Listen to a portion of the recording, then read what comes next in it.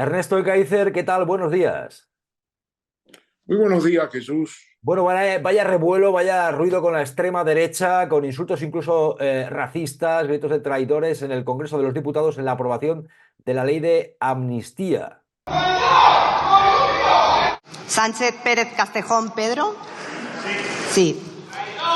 Le diría que los que trabajamos y vivimos aquí no aceptamos ninguna lección de los señoritos que siempre han vivido del cuento y que forman parte de organizaciones históricamente islamófobas, históricamente antisemitas y que han ido a rendirle pleitesía al carnicero de Rafah.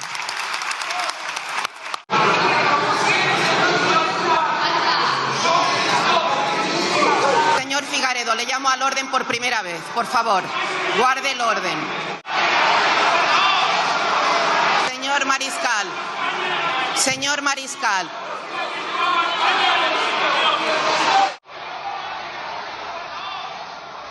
Señor Mariscal. ¿Qué está pasando, Ernesto?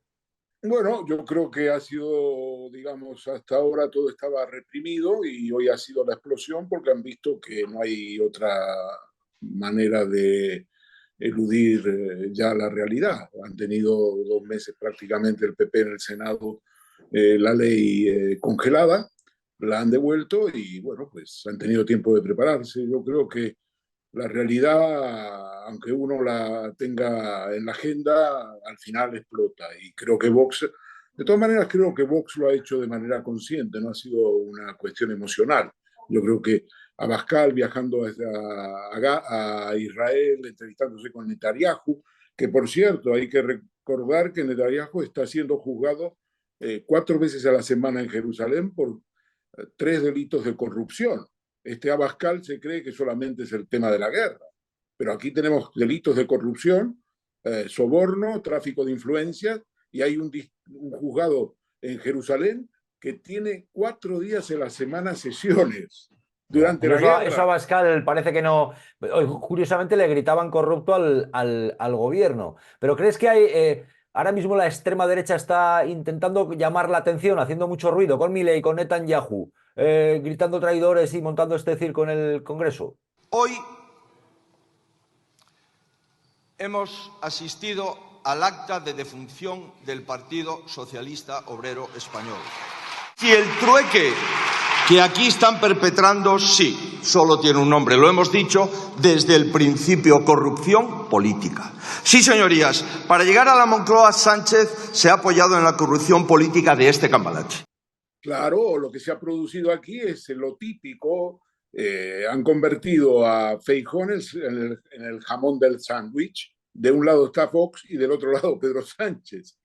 Eso es lo que ha conseguido Pedro, digamos, han conseguido los ataques mutuos entre Vox y el Partido Socialista o el gobierno. Convertir a Feijóo en irrelevante. En Palestina, ¿qué plantea Feijóo? Se opone al reconocimiento de Palestina. Eslovenia acaba de anunciar hoy, Jesús, que también había estado con Pedro Sánchez, que proponen al Parlamento reconocer a Palestina. Es que ya pronto van a empezar a reconocerlo otros países de la Unión Europea. Yo no sé qué va a hacer Feijóo, francamente, pero bueno, habida cuenta que Aznar siempre fue partidario de reconocer a Palestina, pero esa es otra historia. Bueno, siempre, menos cuando interesa, porque ahora está en manos de Israel. Pero yendo por partes, Ernesto, ¿crees que hay una estrategia en mitad de una campaña electoral por parte de la extrema derecha de Abascal de llamar la atención con Milei y con Netanyahu? ¿Están envalentonados o están en una especie de hacer ruido, captar los focos? Y también, ¿hasta qué punto hay que tolerar que en la sede de la soberanía popular y de forma tan reiterada se produzcan tantos insultos en tan poco tiempo, con un ruido, con un espectáculo lamentable? Esto es soportable. Es mucho peor que eso. Hoy se produce la primera derrota y el atentado más grave a los españoles honrados que cumplen la ley desde 1978. ¡Viva España! Bueno, es soportable en la medida en que, ¿qué vas a hacer? En realidad, esto se produce, lo que se ha producido es un show y por lo tanto pasará. Y todo el mundo espera que pase, que ha sido una situación transitoria de un estallido y pasará. Veremos a ver qué resultados tiene en la campaña electoral. Eso lo vamos a ver muy pronto. Pero ellos sí que están en llamar la atención en mitad de la campaña, ¿no? ¿O Totalmente. cómo interpretas lo de Milei, Netanyahu, esta bronca en el Congreso? ¿Cómo lo interpretas?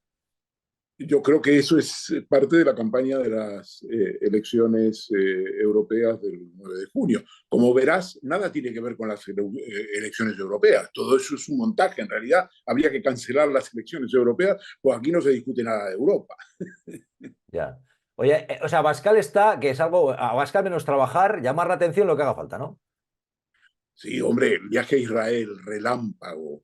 Oye, es un viaje relámpago. Está bien, son 4 horas y media, según recuerdo yo cuando fui a Israel no hace mucho. Pero prácticamente estamos en la misma franja horaria con una diferencia de 1 hora. Oye, él ha tenido que venir rápidamente después de hacerse la foto. Fue para hacerse la foto con un presunto corrupto, aparte de presunto genocida. Es tremendo, ¿eh?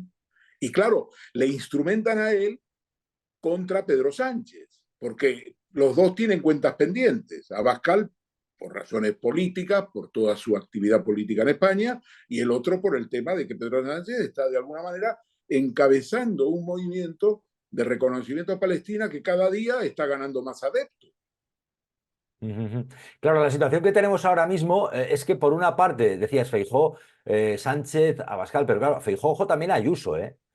Ayuso está arrinconando, digamos que tiene, pende la guadaña de las manos de Ayuso respecto a Feijóo en las próximas fechas, porque enseguida ha salido ella a tomar la iniciativa con decir, recurrimos a la ley de amnistía. ¿Qué está ocurriendo ahí? Cuéntanos qué información tienes que en ese mundo entre Ayuso, Feijóo, ¿qué se cuece ahí? Hombre, yo creo que lo que pasa es que Ayuso es independiente. Ayuso ha declarado la independencia. Ella es independiente de Feijóo. Mucho hablar contra el independentismo, pero al final Ayuso y su comunidad se han convertido en una comunidad y una dirigente política independiente. Aquello de que Alberto Ruiz Gallardón era el verso suelto del PP, bueno, pues ahora lo podemos aplicar a Ayuso. Lo que pasa es que no es el verso suelto, es una columna que funciona de una manera tremenda. Además, tiene razones particulares también para meterse en este baile, que es el tema de su pareja, que todavía no ha sido llamada a declarar, pero en mes de junio tendrá que declarar y tendrá que reconocer los delitos y tendrá que le condenarán a 4 meses de prisión por cada delito, con el compromiso de que no va a entrar, pero eso está ahí, y por lo tanto ella necesita también hacer una actividad política que la saque de ese agujero, ¿no?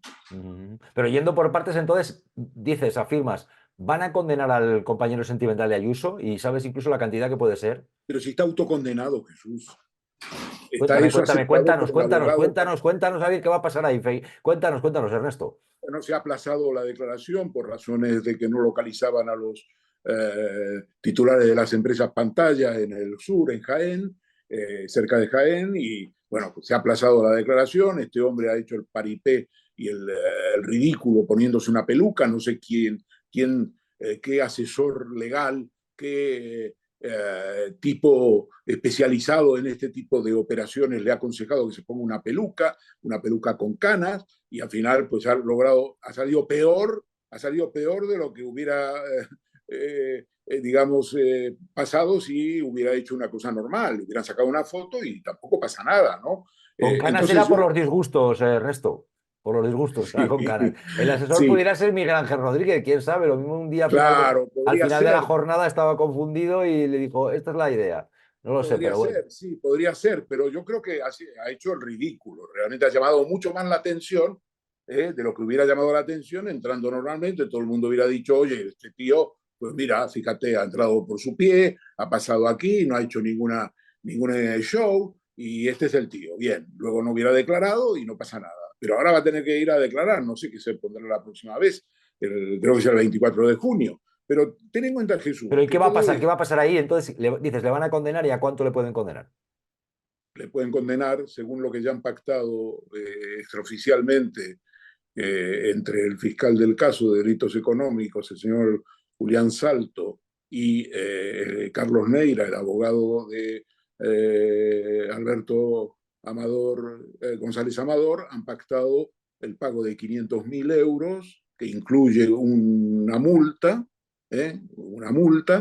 Por eso se eleva de 350.000, que es lo que él evadió, a 500.000 euros, 4 meses de cárcel por cada uno de los dos delitos, y el compromiso de que no ingresa en la cárcel como parte de ese acuerdo, que eso es lo que normalmente se hace con todo defraudador. Alberto González Amador es un defraudador, como el rey emérito es un defraudador. El rey emérito pagó algo más de 5 millones de euros para librarse del delito fiscal, cuando realmente es probable que en su caso claramente, pues de alguna manera le exoneraron porque a él le avisaron de que le estaban inspeccionando. En el caso de Alberto González Amador, lo que hay es una inspección. Aquí no hay aviso, no le avisaron de que le iban a ir. Pues vaya, pero bueno, sí, pero nos intentaron confundir, claro, vaya papelón condenar al compañero sentimental de la presidenta de la Comunidad de Madrid y aspirante a ser la gran lideresa del Partido Así Popular. es.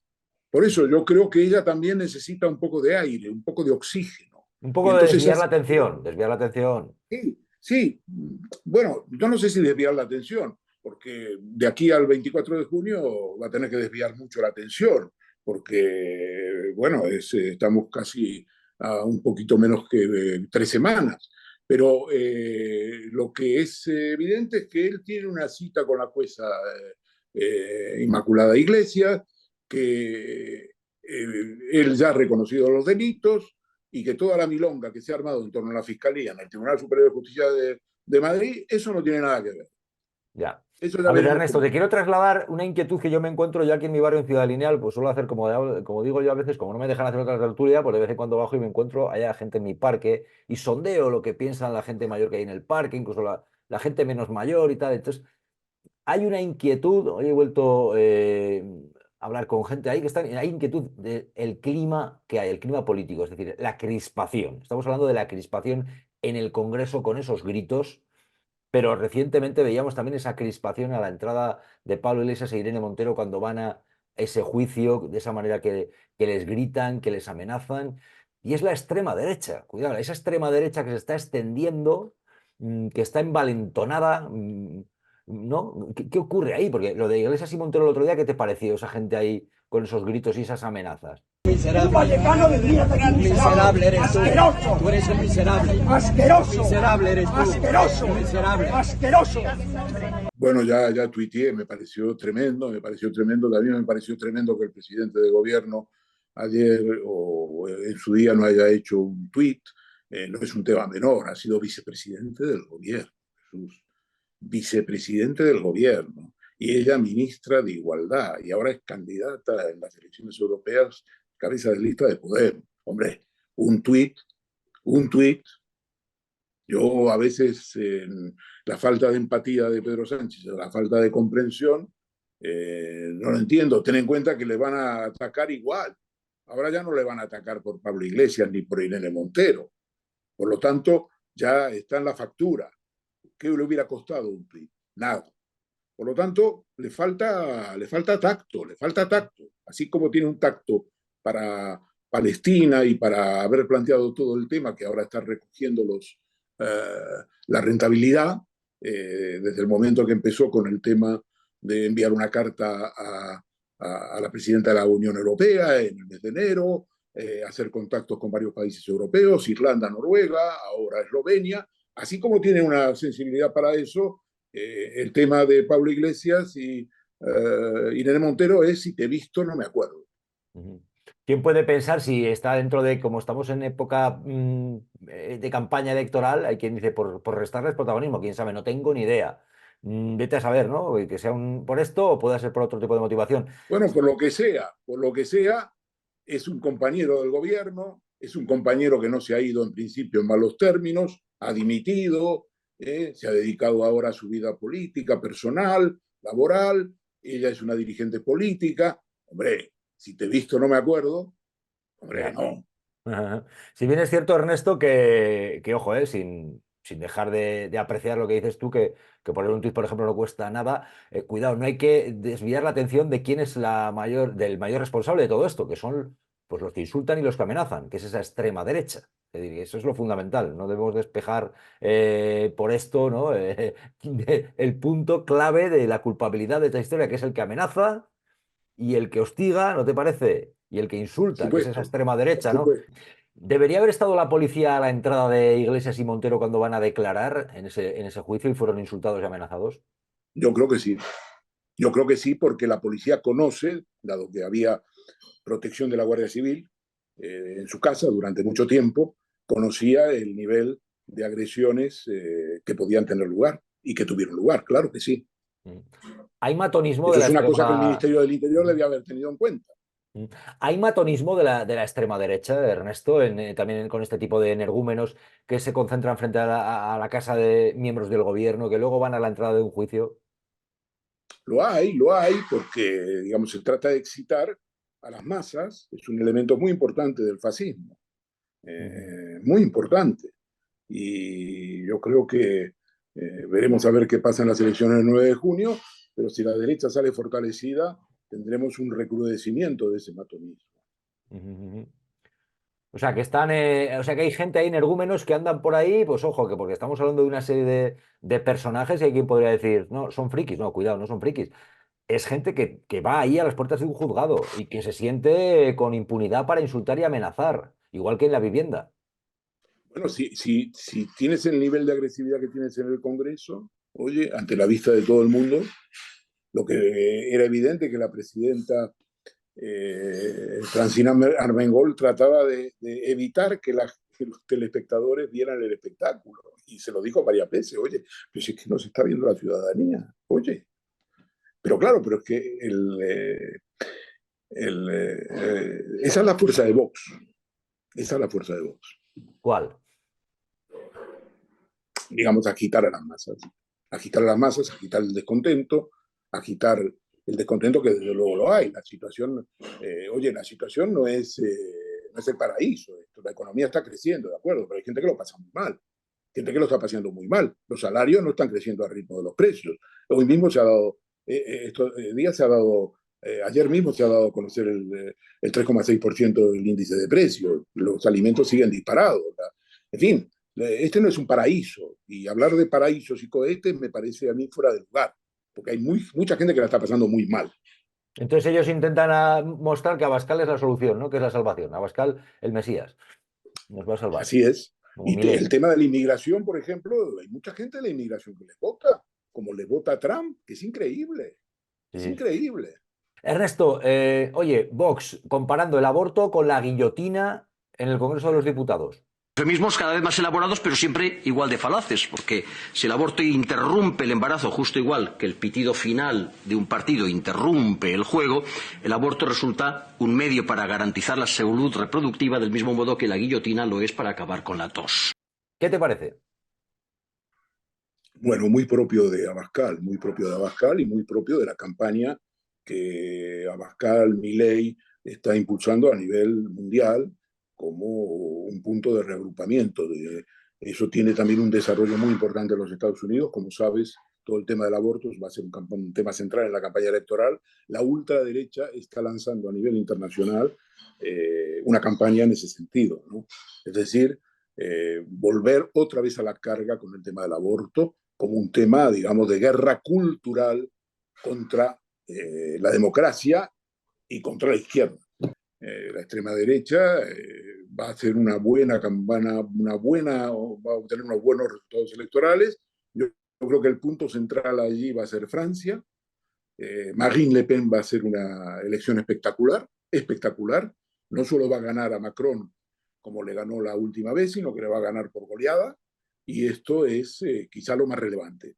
En segundo lugar, la derecha europea ha cogido una vía para ir digamos, a la búsqueda de la extrema derecha a través de Giorgia Meloni, la presidenta del gobierno italiano. Ha encontrado en los encantos de Giorgia Meloni la manera de, digamos, abrir ahí una cuña con la extrema derecha. Y ahora todos somos de Giorgia Meloni.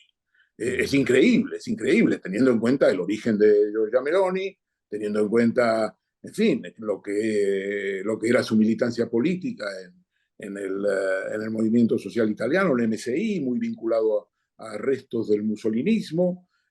Toda esta historia, el PP le sirve de coartada. Y todo esto ha contribuido a que el protagonismo de Feijóo sea, para las elecciones europeas, un protagonismo realmente muy, muy plano. Yo pienso que no le va a ir tan bien como al principio pensaban, y teniendo en cuenta además que es una encuesta planteada en términos de plebiscito contra Sánchez, ¿no? Ujú. Ernesto, pero te preguntaba por esa gente de la extrema derecha, esto te voy a hacer, haré luego una pregunta que valdrá para Feijóo y la extrema derecha. Lo que te preguntaba, esta gente que va a las puertas de un juzgado y que gritan, que amenazan, ¿se sienten impunes, se sienten que pueden hacerlo? ¿Realmente hay un envalentonamiento, un clima de violencia que les lleva a ir ahí a las puertas de... ¿Buscan también llamar la atención? Esta gente que fue a gritar y amenazar, ¿qué te parece? Bueno, forma parte de la política de polarización, ¿no? Entonces, hay una cosa que es la siguiente: la polarización política no solo puede beneficiar a Vox, también beneficia al PSOE. Esa es una realidad, porque tener aliados para el PP como Vox es una mochila, es una piedra de Sísifo, ¿no? Una roca de Sísifo sobre las espaldas, ¿no? Eh, y por eso el PP ya ha empezado a distanciarse.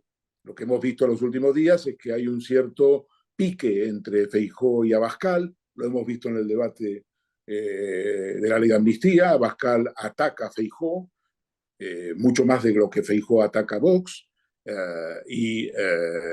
Está en esa dinámica. Las encuestas le van bien de momento y tiene bien del viento en cola, le va bien. Ese es el envalentonamiento. Ahora, el otro tema es que ellos ven que hay cosas como la ley de amnistía, que parecía que era un imposible, que había dificultades, que se congeló 2 meses en el Senado. Es una realidad. Y entonces ahora la ley de amnistía van a hacer una campaña con los jueces, una campaña espectacular. Ten en cuenta que los jueces hace pocos días, me han comentado ayer, han pasado a través de la web o de una página del Consejo General del Poder Judicial, que está más muerto que vivo, algunos formularios para todos los jueces de España, donde se enseña, esto me lo contaron ayer, donde te enseñan a hacer el planteamiento de una cuestión prejudicial ante el Tribunal de Justicia de la Unión Europea. Te dan todos los mecanismos y tal. Y han utilizado la web y los servicios del Consejo General del Poder Judicial. Hombre, hombre. Vamos a ver, estamos ahora mismo en una situación en la que lo que llaman el partido judicial, ¿hay un partido judicial que va a jugar una partida para intentar tumbar al gobierno? Con el contexto de la amnistía, etcétera, etcétera. Con lo de la esposa del Bueno, presidente. sí, bueno, lo que vamos a ver, vayamos por partes. En el tema de la amnistía se va a publicar en el BOE, según mi información, entre el 11 y el 12. Siempre dije yo que iban a ser entre 15 días, porque el artículo 91 de la Constitución española dice que son 15 días el trámite de promulgación, la firma por parte del rey y todo. Hoy han descubierto todos los medios, no va a ser mañana, pero sí que nunca iba a ser mañana. Pero bueno, dejémoslo a lado ese tema. Esto saldrá después de las elecciones europeas y el 11-12 de junio tendremos la ley de amnistía en el BOE. Una vez que se publica la ley de amnistía, hay algunas cosas que son inmediatas. Por ejemplo, las medidas cautelares que pesan sobre Puigdemont, sobre Toni Comín y sobre Lluís Puig, que son 3 dirigentes independentistas. Lluís Puig no tiene fuero, no es eurodiputado, y Toni Comín y Puigdemont sí lo son.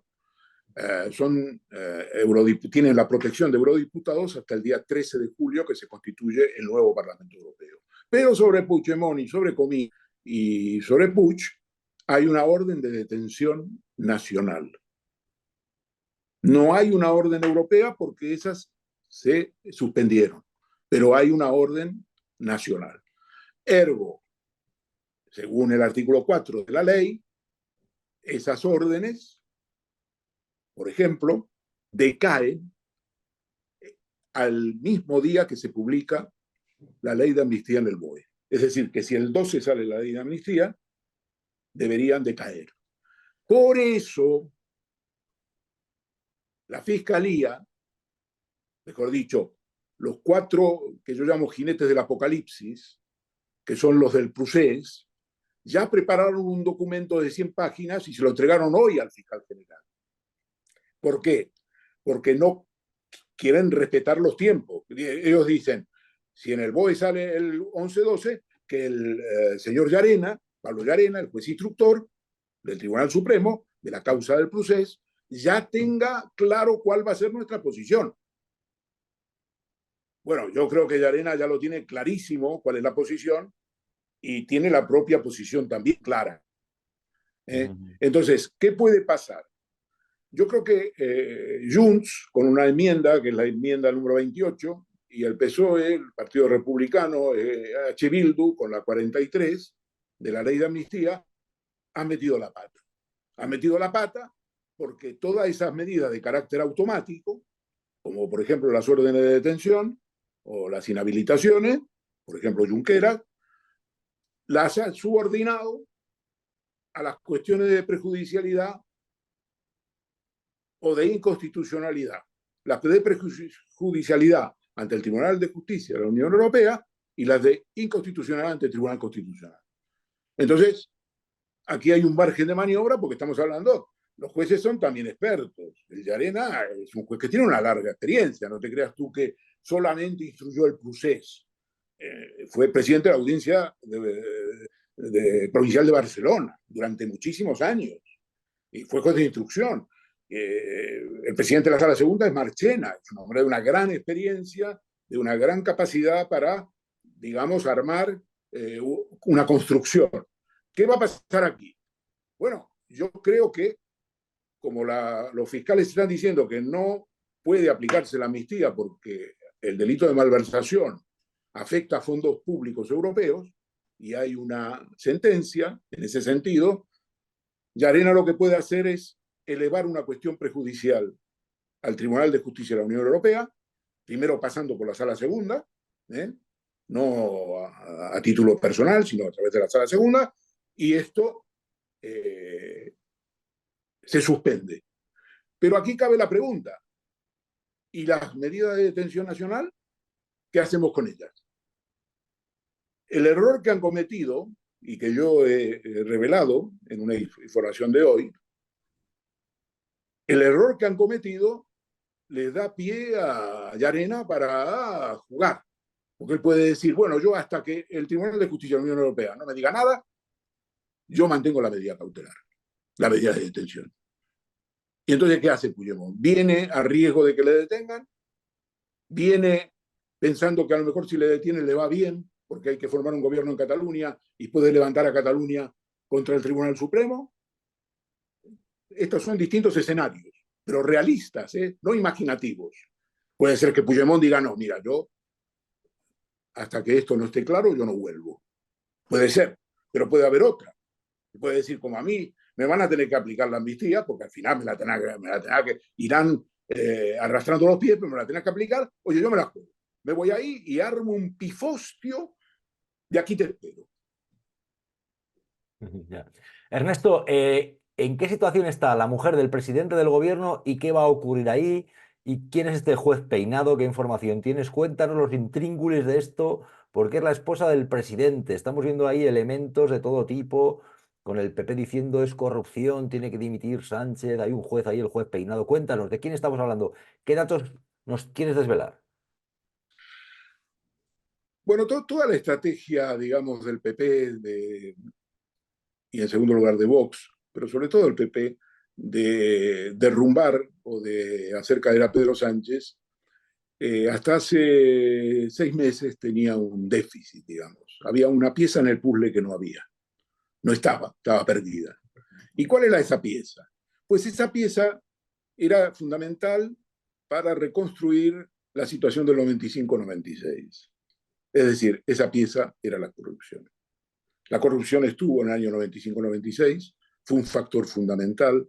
La crisis institucional con el Banco de España, con Mariano Rubio. Factor para tumbar al gobierno del PSOE de Felipe González y que llegara a Aznar al poder. El tema de las escuchas, el tema de Perote, el presidente de gobierno recibiendo a un abogado de Mario Conde para negociar una indemnización de 14.000 millones para el banquero intervenido, el tema de las escuchas del CECID, el tema de la guerra sucia contra el terrorismo, el tema del GAL, Perote, toda esa situación, bien. Pero estaba el tema de la corrupción. estaba también el tema de la corrupción. El hermano de Juan Guerra, por ejemplo, en una época, y otros casos de Sí, corrupción. que ahí hicieron una labor de oposición muy dura, gente, pues hay que decirlo, como Aceves, por ejemplo, andaba por ahí, ¿verdad? ¿Te acuerdas? Sí, Ese tipo de sí, bueno, gente. y estaba lo que funcionaba como el sindicato del Rodrigo crimen. Rato aparecía por ahí, Aznar, los hombres de Aznar, el propio Aznar, fueron los baluartes, decían, ¿no? De hay que acabar con la corrupción. Y luego llegaron al poder y tela con el número de imputados, de polémicas, de Claro, pero escándalos. quiero decirte que evoco esa época porque fue una época de gran desestabilización política, Sí, de acoso y en que derribo. había elementos de políticos muy importantes, como el tema del CECIR, de las microfichas que habían desaparecido, que se las había dado Perotti y se las había dado a Mario Conde. Bueno, unos escándalos que si vas a esos escándalos y los comparas con los de hoy, tampoco te digo yo A que lo que sí, quieres yo decir creo es que que ahora estaban buscando también meter ese elemento en el acoso y derribo contra el faltaba gobierno. faltaba esa pieza de la corrupción. Y aprovechando que el Pisuerga pasa por Valladolid, es decir, que salió el caso Coldo, y había unos personajes que habían tenido algún tipo de roce también en algunas actividades de la esposa del presidente, como es el señor Aldama, o otros, o Barrabés. Entonces, la pieza empezó a visualizarse. Lo único es que había que encajarla, porque era una pieza muy difícil de encajar. Pero bueno, ya machacando al estilo con el que Bárcenas machacó los ordenadores y se cargó los discos duros, pues han conseguido colocar esa pieza. La han colocado. Y ahí está la pieza. Ahí está la pieza del periodismo de investigación. Y ahora han encontrado al juez. Porque claro, cuando tú reconstruyes tú dices, ¿cómo llegan los casos a los jueces? ¿Cómo llegan? Porque no llegan por la cigüeña o por la mano de Dios. La presidenta, mejor dicho, la juez decana, dije presidenta porque es, la juez decana de Madrid se llama María Jesús del Barco. Esa jueza es la presidenta de la APM, Asociación Profesional de la Magistratura, la más poderosa asociación que hay entre los jueces. Es una asociación conservadora que siempre ha tenido mano muy importante en los gobiernos del PP. ¿Quién recibe primero las denuncias en Plaza de Castilla? La señora del Barco. ¿Quién las reparte? En base a unas normas de reparto, que habrá que ver cuáles son. La señora del Barco. ¿La señora del Barco conoce al señor Peinado? Pues sí, le conoce. Pocos días después que Peinado admitió a trámite la querella contra Begoña Gómez, hizo unas declaraciones la señora del Barco a la COPE y dijo, el señor Peinado ya sabía lo que se le venía encima. ¿Cómo sabe ella que sabía lo que se venía encima? Te cuento de esta milonga porque, claro, todo No, no es ninguna tiene milonga esto. un cubo de Rubik. Es un cubo de Rubik, que tienes que armarlo. Y no lo armas si no conoces cómo funciona la judicatura. Entonces este juez primero declara causa secreta y el auto por el cual admite a trámite no lo da a conocer. A mí, te cuento una anécdota, me llamó un embajador hace como quizá de 10, 15 días y me preguntó, oye, ¿cuál es la situación de Begoña Gómez? Le digo, pues, ¿cuál es la situación de Begoña Gómez? Está imputada, que está investigada. Me dice, pero ¿y por qué dices eso? Le digo, hombre, porque según la ley, según el artículo 118 de la ley de enjuiciamiento criminal, cuando un juez admite una denuncia contra ti, pues estás imputado. Ya está, listo, es que no hay otra. Dice, pero no la ha llamado a declarar. Bueno, pues no la ha llamado a declarar, pero eso no es óbice para que ella esté investigada. Toda la investigación que se está haciendo es sobre ella. Entonces, hoy hablé con él y me decía, qué lío que se ha armado con esta historia. Pero si tú me dijiste que estaba investigada, ahora que han descubierto. Le digo, pero si todo es una patraña, todo es un montaje. Cuando Pedro Sánchez dijo que se tomaba los 5 días, fue el día que él conoció, porque habían admitido a trámite la denuncia antes, pero él conoció ese día porque se dio a conocer por una nota de prensa que la denuncia contra su mujer había sido admitida ese día. Él no dijo que no estaba investigada ni si estaba investigada, habló de que habían admitido a trámite una denuncia contra su mujer. Punto. Ahora la derecha y los medios han dicho, nos mintió, no dijo que estaba investigada, que en ningún momento negó que fuera investigada. Nadie dijo, está investigada o no está investigada. Luego le han preguntado, y no contestó.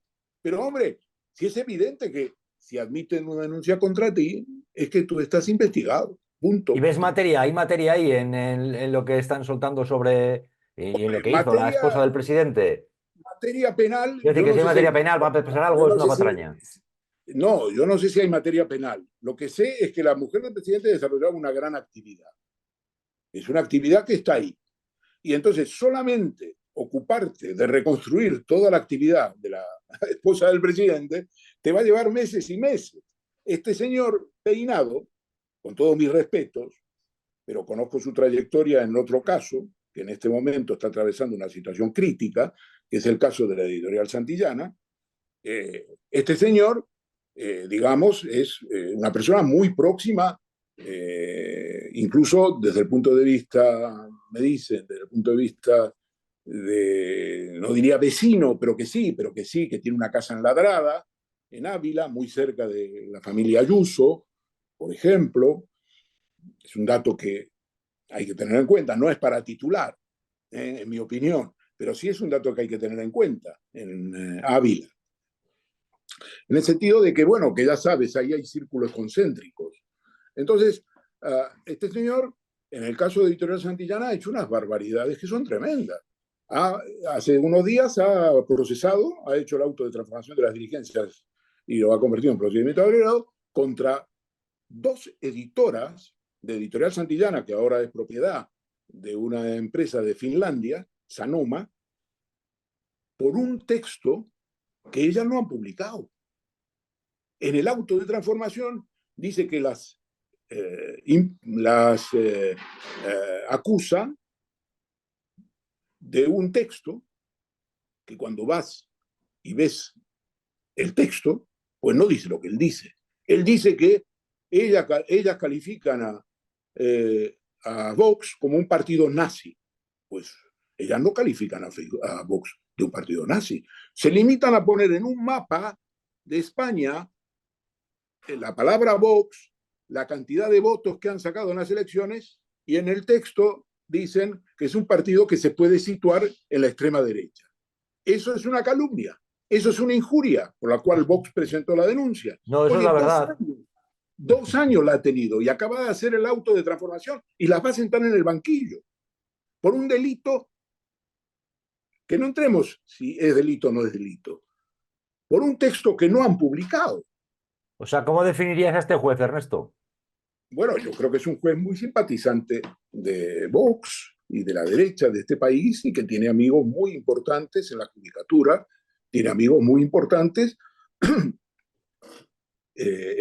Tenía amigos, por ejemplo, en el Consejo General del Poder Judicial, que es actualmente uno que fue vicepresidente del Consejo General del Poder Judicial, el señor de Rosa, un magistrado. ¿De la órbita de Camps? ¿Puede ser? Bueno, por supuesto que de la órbita de Camps, pero que actualmente te recuerdo, después de ser Como que senador, trabajó en la es Generalitat diputado. Valenciana, ¿no? Este de Rosa. Bueno, Camps que viene, que vuelve. Ya, pero por no irnos de lo que estabas contando. Estás hablando del vínculo del juez que está con lo del tema de la mujer del presidente, el vínculo con Fernando de Rosa, ¿verdad? Y Fernando de Rosa trabajó en la Bueno, Generalitat Fernando de Valenciana Rosa con el Partido Popular. le ayudó mucho en una comisión de servicios que se le dio en la administración pública, de modo que es un juez que tiene relaciones muy importantes. Claro, claro, claro. Qué curioso, qué curioso. Ernesto Ekaizer, un placer compartir este rato y que nos des tantas claves tan interesantes para la gente que sigue este canal. Nos vemos, por Muy cierto, yo bien. voy a aprovechar para decir que nos vemos en Orihuela presentando este libro. Voy a estar yo en Orihuela el sábado a las 6:30 y estaré en la Feria del Bueno, Libro el Orihuela, domingo, en Puebla Orihuela. Madrid. Sí, sí. Ernesto, un fuerte abrazo. Gracias.